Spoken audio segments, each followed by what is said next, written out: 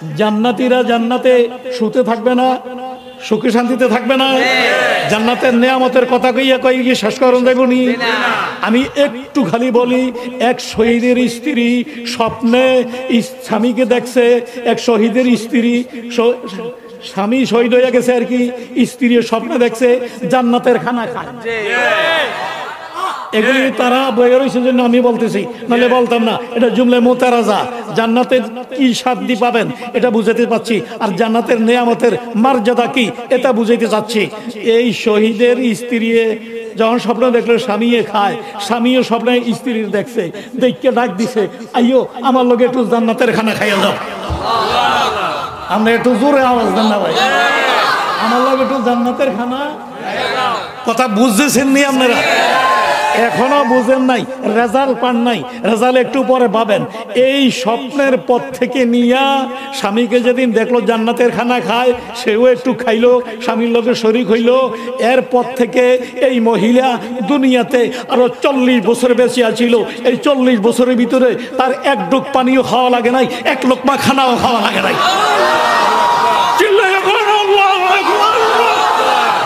এই হলো জান্নাত, জান্নাতের নেয়ামতের পরিধি, জান্নাতের নেয়ামতের ফলাফল। সেই জান্নাতও যদি যেতে পারেন, যেতে তো অবশ্যই হবে, যাইতে তো অবশ্যই পারবো। যদি আমরা নবীর তরিকায় থাকি, আমাদেরকে জান্নাত দিবে না, দিবে কারে? আমার দূরে না, দূরে আমরা বিনা ফরিয়াদে, বিনা দরখাস্তে আল্লাহর হাবিব আমাদেরকে দয়া কইরা, আল্লাহ তাআলা তার হাবিবের উম্মত বানাইছে। যেমনি ভাবে দয়া কইরা উম্মত বানাইছে, এমনি ভাবে গুনাহ খাতা মাফ কইরা দয়া কইরা জান্নাতও দিয়ে দিতে হবে। আসিয়ার মতো দাবি কইরা লম, আসিয়ার মতো দাবি কইরা লম, রাব্বি বনুলি ইন্দাকা বাইতান ফিল জান্নাহ, আইতে আসি তোমার সান্নিধ্য চাই। কথা কি ঠিক আছে না? সান্নিধ্য চাই। মুসা আলাইহিস সালামের উম্মত স্ত্রী আসিয়া ইমানদার হইয়া, প্রেমিক হইয়া যদি চাইতে পারে, ওই মহব্বত আবুল সবচেয়ে মহব্বতের আলোচনা করেছে, আমরা ভালোবাসার কারণে যদি দাবি করতে পারে, আমরাও যদি আল্লাহ আল্লাহ রসুলের সঙ্গে ভালোবাসা করি, আমরাও দাবি করে নিতে পারবো ইনশাআল্লাহ। আল্লাহ তাআলা আমাদেরকে প্রেমিক হওয়ার তৌফিক দান করুন। আল্লাহ তাআলা আমাদেরকে প্রেমিক হওয়ার তৌফিক দান। কার সঙ্গে প্রেম করবো? আমার কথা না, কার সঙ্গে প্রেম করবো? পৃথিবীর মানুষে পছন্দ করুক আর না করুক, আমি আল্লাহর সঙ্গে প্রেমে করব। আল্লাহর সঙ্গে প্রেম করলে ব্যবসা ছেড়ে দিতে হয় না, আল্লাহর সঙ্গে প্রেম করলে অফিস ছেড়ে দিতে হয় না। আমার কথা কয় না? খালি একটু কাজ, আপনি আপনার কাজে নিয়োজিত থাকবেন। আল্লাহর সঙ্গে প্রেম করার উদ্দেশ্য হইল, দা খাইছে, আজানের আওয়াজ আইছে, কাম বন্ধ মসজিদ, রোজার মাস আইছে, মুখ বন্ধ, দিনের বেলা, দিনের বেলা, তাও দিনের বেলায় চোখের সাথে নিয়ে আসা বই মাগরিব সূর্য ডুবা পর্যন্ত। এই তো কথা। ধনী হইলে হজ করা, আর ধনী হইলে যাকাত দেওয়া, এই তো কথা। আল্লাহর সঙ্গে প্রেম করার উদ্দেশ্য হইল যেই হুকুমটা যেই জায়গায় যেভাবে আল্লাহ পাক নির্দেশ দিয়েছে এভাবে পালন করার নাম, নবীজির তরিকা মতো পালন করার নামই হইল আল্লাহর সঙ্গে প্রেম করা। কথা কি ঠিক হয়েছে না?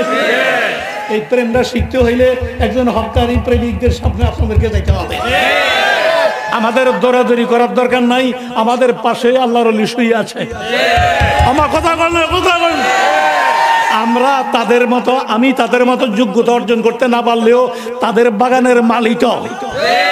আমার কথা কয় না, কথা কয় না। এই যে মানুষটা আমার আগে বিদায় হইলেন বয়ান কইরা, ওনার মতো বড় আলেম আমাকে সম্মান করা লাগে না, শুধু সম্মান করে উজানি শব্দ নামের সামনে আছে, এই জন্য শ্রদ্ধা করে, এই জন্য সম্মান করে। শুধু তিনি নয়, সারা বাংলাদেশে হক্কানি ওলামায়ে কেরাম উজানি বললে আস্তে থেমে যায়। সাপের মাথায় ওষুধ দিলে, সাপের মাথায়